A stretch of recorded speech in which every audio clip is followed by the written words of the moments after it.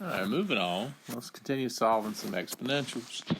Now here we've got a natural exponential term. We got our natural base e, and of course in our exponent contains our variable x. So again, we want to get x out of the exponent so we can solve for it. Now our first step, we need to isolate this exponential term since it's not by itself. The first thing I'm going to do is go ahead and subtract a 3 over to the other side of the equation. And that'll give me 4e to the 2x plus 1 power equal to 20. And then I'm going to divide out my coefficient on both sides. Let's divide both sides by 4. And with that, we got e to the 2x plus 1 power equal to 5. All right, now, as we look at this equation with the exponential terms by itself, now, unfortunately, I can't rewrite both sides using base e. So again, or base 5, I can't get the same base.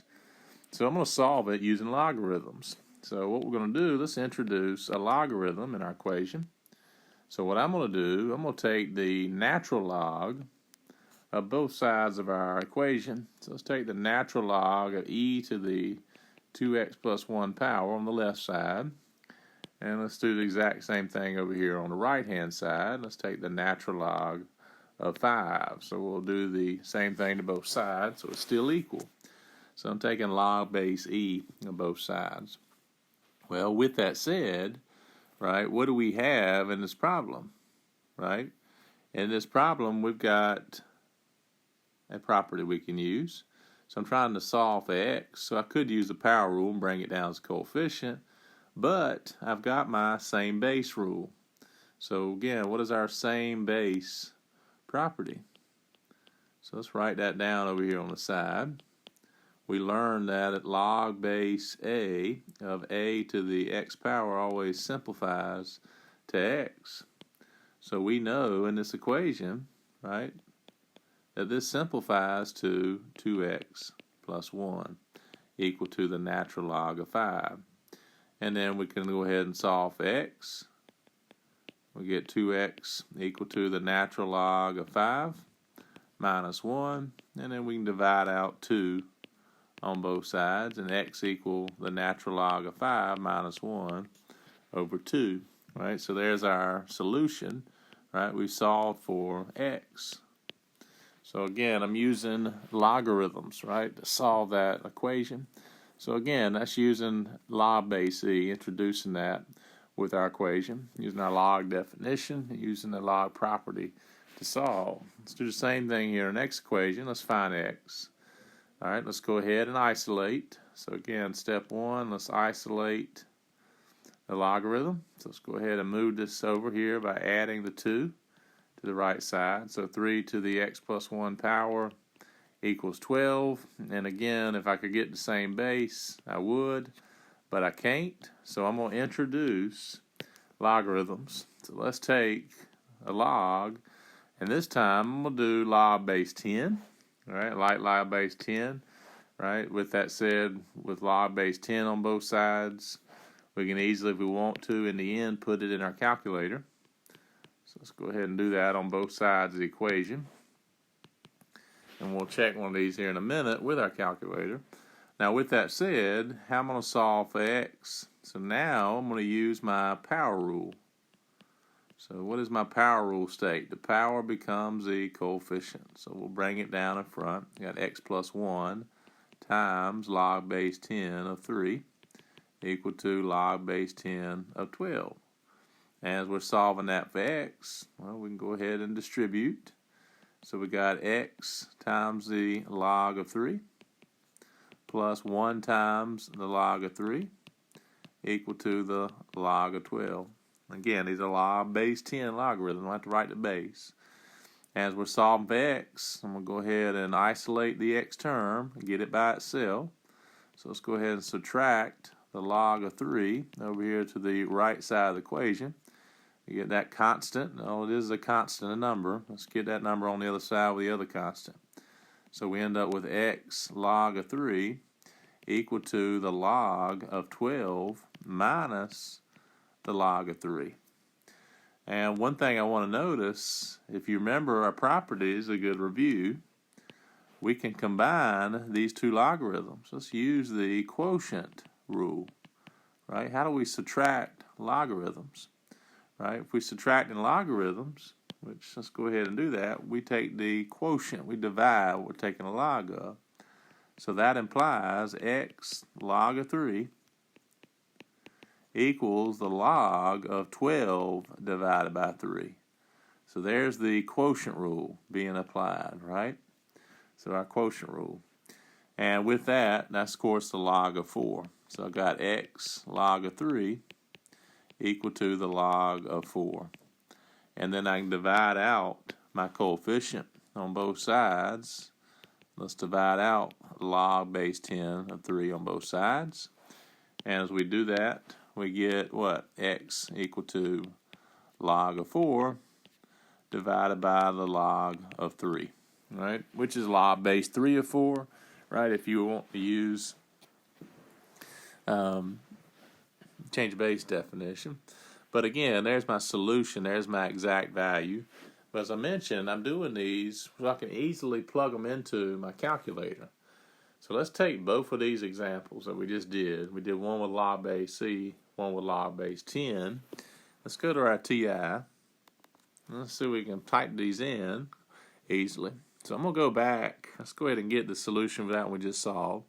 So we said x equal to the log of 4, right, divided by the log of 3. So let's go ahead and type that in. What's the log of 4 divided by the log of 3? So I get 1.262, right? 1.262. Right, if we want to round it to the nearest thousandth, 1.262. And if you want, let's go ahead and get an approximation for our last one in D. We'll go ahead and type that one in also. Let's put it in. So like I said, at log base C, we got our natural log base C key over on the right side, or on the left-hand side of your calculator. Natural log of 5, right, minus 1. And we put that in. So let's go ahead and type that in. Make sure our calculator is reading this one correctly. And we'll divide that by 2. So I got 0.305, I round to the nearest thousandth, 0.305. All right, rounded. So there's our solution again, approximated. All right, so again, it's easy to solve, right, using logarithms. All right, let's do the same thing on example F. Now here's another example in which I've got two exponential terms. This time instead of one, I got two, one on each side that contains x. We're trying to find out what x equals. Unfortunately, I can't get the same base. If I could, I would. I'd rewrite them. I'd drop the exponent, set them equal, and solve it. But we can always introduce logarithms. So let's go ahead and I'm going to do log base 10 again. Right, you could do any log base to solve it, but I got log base 10 of 5 to the x minus 2 power equal to log base 10, right, of 4 to the negative x power. And then I can apply my power rule. So my next step, we want to bring down those exponents. So what log property allows us to do that? So again, these powers become the coefficients. So let's go ahead and bring those down. So that's x minus 2 times log base 10 of 5 equal to negative x times log base 10, I don't need to write the base, of 4. And then again, let's go ahead and distribute. We'll go ahead and simplify over here. So with that, we got x log of 5 minus 2 log of 5. So we distribute and clear the parentheses, equal to negative x log of 4. And with that, we've got a x term on the left side, we've got an x term on the right side. Let's go ahead and rearrange it. Let's go ahead and get them together. So I'm going to go ahead and add this x term over here with the other one.